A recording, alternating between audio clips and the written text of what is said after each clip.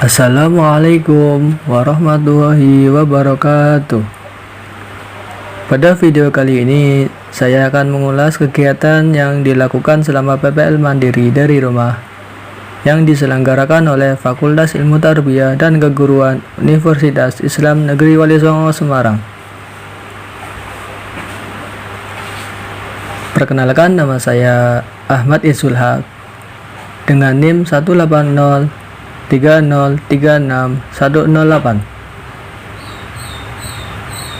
dari Prodi Manajemen Pendidikan Islam, Fakultas Ilmu Tarbiyah dan Keguruan Universitas Islam Negeri Wali Songo, Semarang.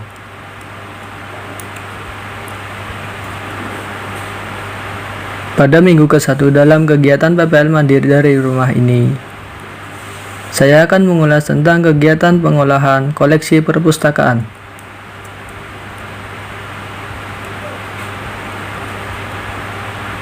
Apa itu pengolahan koleksi? Secara bahasa, yaitu proses persiapan bahan pustaka untuk digunakan. Secara istilah, pengolahan koleksi atau pustaka adalah kegiatan di perpustakaan yang dimulai dari pemeriksaan koleksi atau bahan pustaka atau buku yang baru datang sampai kepada buku atau pustaka tersebut siap disajikan dan disusun dalam raknya guna dimanfaatkan oleh penggunanya. Dan selanjutnya yaitu ada tahapan pengolahan bahan pustaka atau koleksi perpustakaan. Dibagi menjadi 5, yaitu yang pertama ada inventarisasi, yang kedua ada klasifikasi, yang ketiga ada katalogisasi, yang keempat ada kelengkapan fisik koleksi, yang kelima ada shelving. Selanjutnya yaitu apa itu inventarisasi? Inventarisasi merupakan kegiatan pencatatan bahan pustaka yang telah diputuskan menjadi milik perpustakaan. Yang selanjutnya yaitu ada fungsi inventarisasi. Yang pertama, daftar inventaris koleksi. Yang kedua, untuk mengetahui jumlah koleksi dengan cepat. Yang ketiga, mengetahui jumlah koleksi pada tahun tertentu. Yang keempat, mengetahui judul-judul buku yang hilang. Yang kelima, yaitu mengetahui jumlah koleksi menurut jenis, bahasa, asal, perolehan buku, dan lain-lain. Yang selanjutnya yaitu ada manfaat inventarisasi. Yang pertama, dapat menjadi pengganti katalog induk perpustakaan. Yang kedua dapat menjadi pengganti nomor klasifikasi atau call number. Yang ketiga ada untuk menghitung statistik koleksi perpustakaan.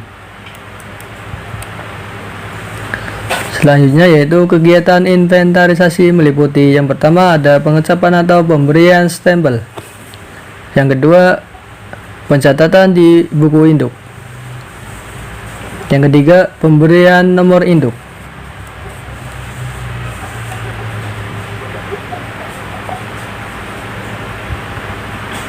Selanjutnya yaitu apa itu klasifikasi? Klasifikasi merupakan sebuah proses kegiatan mengelompokkan secara sistematik terhadap buku atau bahan pustaka lain atau katalog atau entry index berdasarkan subjek, dalam cara yang paling berguna bagi mereka yang membaca atau mencari informasi.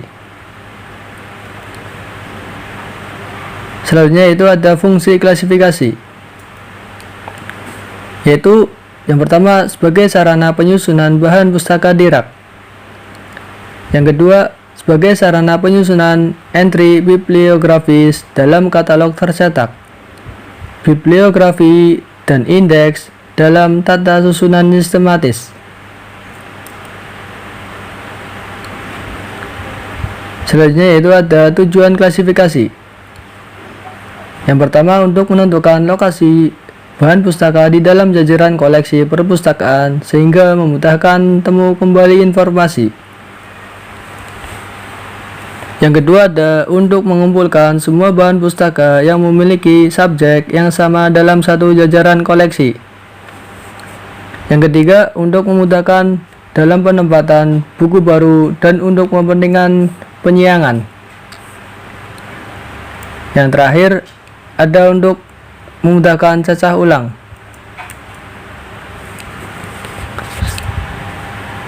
Manfaat klasifikasi ada 4. Yang pertama, agar penelusuran informasi menjadi mudah. Yang kedua, agar penyusunan atau penempatan bahan pustaka di rak lebih mudah. Yang ketiga, agar penambahan bahan pustaka baru dapat langsung di tempat yang semestinya. Yang keempat, agar katalog berkelas dapat disusun. Selanjutnya yaitu ada macam-macam skema klasifikasi perpustakaan. Dalam dunia perpustakaan terdapat 2 macam atau jenis notasi dasar sistem klasifikasi, yaitu yang pertama ada notasi murni, yang kedua ada notasi campuran.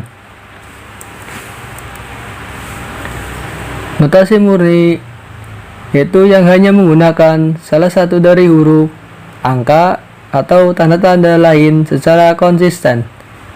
Sedangkan notasi campuran yaitu yang menggunakan 2 simbol atau lebih, yaitu gabungan antara huruf dan angka.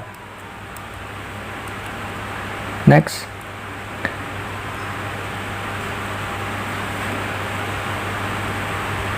Sistem klasifikasi. Sistem klasifikasi yaitu ada 3. Yang pertama, klasifikasi artifisial. Yang kedua, klasifikasi utility. Yang ketiga ada klasifikasi fundamental. Pengertian klasifikasi artifisial yaitu mengelompokkan bahan pustaka berdasarkan ciri atau sifat lainnya, seperti bentuk buku, CD, lembaran kertas. Yang kedua ada klasifikasi utility, yaitu mengelompokkan bahan pustaka dibedakan berdasarkan kegunaan dan jenisnya, seperti buku untuk anak-anak, remaja, dewasa, buku pegangan siswa maupun pegangan guru. Yang ketiga yaitu ada klasifikasi fundamental. Klasifikasi fundamental merupakan pengelompokan bahan pustaka berdasarkan ciri subjek pengelompokan bahan pustaka, seperti matematika, ekonomi, dan fisika. Selanjutnya yaitu ada kriteria dasar menentukan skema klasifikasi. Yang pertama ada jenis notasi, notasi murni atau campuran huruf dan angka atau simbol. Yang kedua, bagan klasifikasi harus inklusif dan menyeluruh dan mencakup seluruh bidang pengetahuan manusia. Yang ketiga, bagan klasifikasi harus sistematis. Yang keempat, bagan klasifikasi harus luas, fleksibel, dan meluas. Yang kelima, mnemonik atau mudah diingat. Yang keenam, kecepatan dan dukungan dalam pembaharuan bidang ilmu.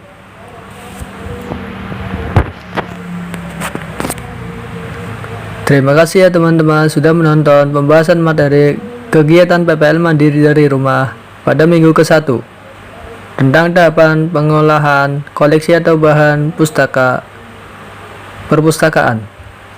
Untuk materi selanjutnya jangan lupa cek YouTube channel saya ya.